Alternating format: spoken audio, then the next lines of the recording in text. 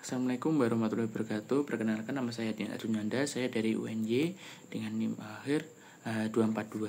Nah, sekarang saya akan menjelaskan resume dari pembelajaran pengembangan PPKN. Nah, pada pertemuan 2 yang membahas hakikat pembelajaran PPKN dan juga literasi PPKN. Nah, yang pertama, hakikat PPKN itu ada 3. Yang pertama itu adalah PPKN sebagai proses ilmiah, PPKN sebagai produk ilmiah, dan juga PPKN sebagai sikap ilmiah. Nah, PPKN sebagai proses ilmiah itu, PPKN tidak hanya berfungsi sebagai sarana penyampaian materi kewarganegaraan, tapi juga sebagai proses pembelajaran yang melatih kemampuan berpikir ilmiah dan juga reflektif.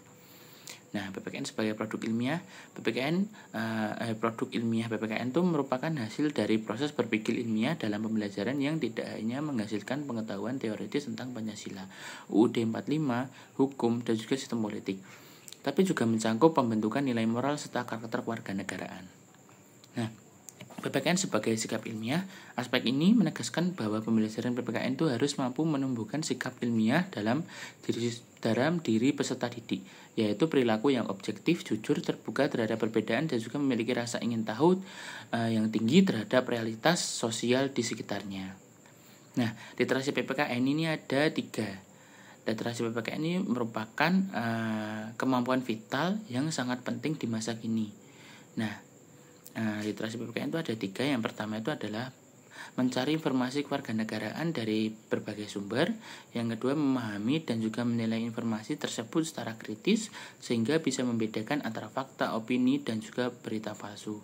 Nah, yang ketiga itu adalah menggunakan informasi tersebut untuk membuat keputusan dan juga berpartisipasi secara bijak serta bertanggung jawab dalam kehidupan masyarakat.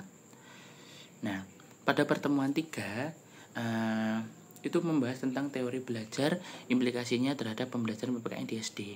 Nah, teori belajar dalam pembelajaran PPKN itu sebenarnya ada 5. Yang pertama itu adalah teori behavioristik, teori kognitif, teori konstruktivistik, dan juga teori humanistik. Yang terakhir itu adalah teori sosial. Nah, teori behavioristik itu menekankan perubahan perilaku melalui penguatan dan juga pembiasaan.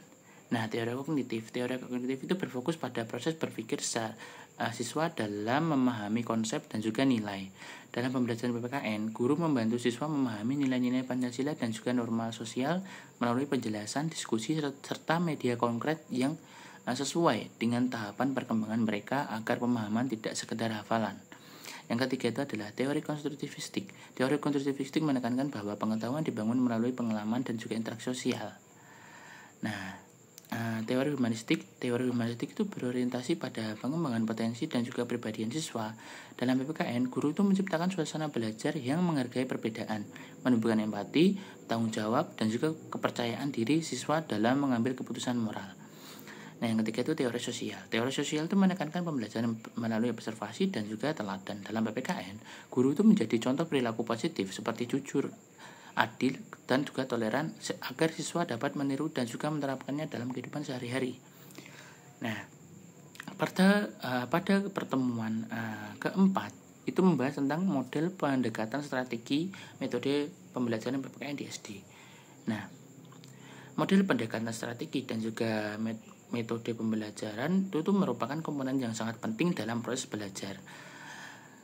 Model itu tuh saling berkaitan. Nah, model pembelajaran itu adalah kerangka atau pola umum pelaksanaan pembelajaran yang menjadi pedoman guru, seperti contoh model pembelajaran itu seperti problem based learning atau PBL atau cooperative learning.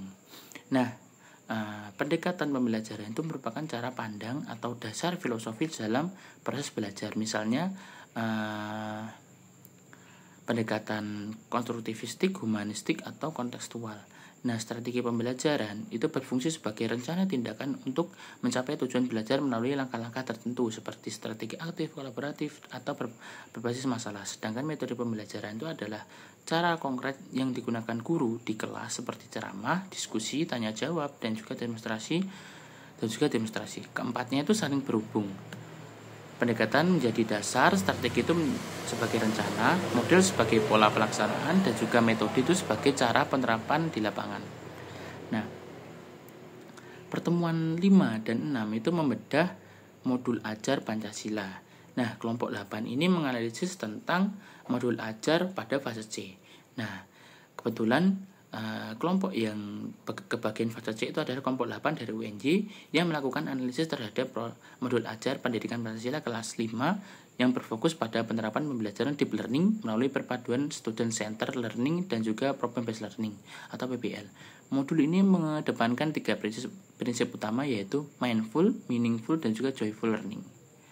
Nah, kegiatan pembelajaran dirancang secara variatif melalui diskusi, tanya jawab, penugasan, serta pembuatan lini masa berdasarkan tayangan video dengan dukungan media cetak, digital, dan juga visual interaktif.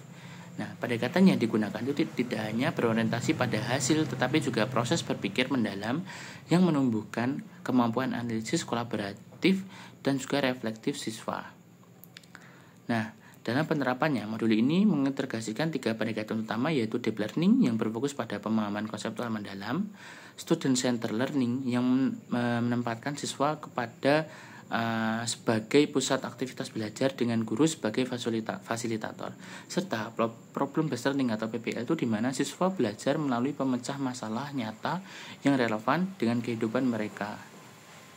Nah, kekurangan dari modul ajar yang dianalisis oleh kelompok 8 ini adalah kurangnya keterkaitan materi dengan kehidupan nyata, keterbatasan fasilitas teknologi, perbedaan tingkat pemahaman siswa, serta rendahnya minat terhadap materi sejarah. Nah, oleh karena itu disarankan agar guru itu mengaitkan materi dengan konteks kehidupan sehari-hari, menggunakan media sederhana namun menarik, menerapkan pembelajaran berdiferensiasi dan juga multidimensional, serta memanfaatkan storytelling, permainan edukatif, dan juga gamifikasi agar pembelajaran lebih kontekstual dan juga menyenangkan. Nah, berikutnya itu adalah dari kelompok 1 UNESA itu dan juga kelompok 5 UNJ untuk fase A dan fase B. Nah, modul ajar yang dianalisis oleh kelompok 1 UNESA dan juga kelompok 5 UNJ pada fase A dan fase B itu memiliki banyak keunggulan, yaitu struktur yang lengkap, pendekatan yang menggunakan pendekatan yang beragam, pembelajaran yang aktif, dan juga kontekstual. Nah, integrasi nilai dan karakter, asesmen yang digunakan itu juga bervariatif, fasilitas remedial dan juga pengayaan, mendorong partisipasi siswa, adanya penguatan sikap dan nilai, adanya tindak lanjut pembelajaran, dan juga pemanfaatan media interaktif. Namun, selain banyak keunggulan tadi, itu dalam modul ajar tersebut juga memiliki beberapa kekurangan, antara lain alokasi waktu terbatas, ketergantungan pada teknologi, instruksi LKPD yang belum detail, refleksi masih umum, minim diferensiasi mendalam, kegiatan penutup yang kurang variatif, visualisasi yang kurang menarik. Administrasi, bahasa yang digunakan juga kurang sesuai, kurangnya keterkaitan kurikulum CP atau TP, refleksi guru yang kurang, dan juga format tampilan atau layout yang kurang sesuai. Nah, penerapan modul ajar tersebut tentunya memungkinkan menghadapi tantangan-tantangan antara lain yaitu perbedaan pengalaman siswa, waktu yang terbatas, materi yang monoton, dan juga keterlibatan orang tua. Namun, tantangan tersebut dapat diatasi dengan solusi berikut, yaitu penerapan kegiatan think, pair, share, optimasi waktu, dan juga integrasi kegiatan, penggunaan metode jigsaw kelompok kecil, dan juga menyederhanakan tugas serta fleksibilitas laporan. Hal yang perlu diperhatikan saat menyusun modul ajar yaitu model pembelajaran yang digunakan itu harus disesuaikan dengan karakteristik siswa dan juga karakteristik materi yang diajarkan. Nah, penggunaan modul ajar orang lain atau instansi lain itu tidak dapat digunakan secara keseluruhan atau tidak adanya adaptasi, yaitu menggunakan beberapa elemen yang relevan dengan pembelajaran yang akan kita ampu. Sekian dari saya. Wassalamualaikum warahmatullahi wabarakatuh.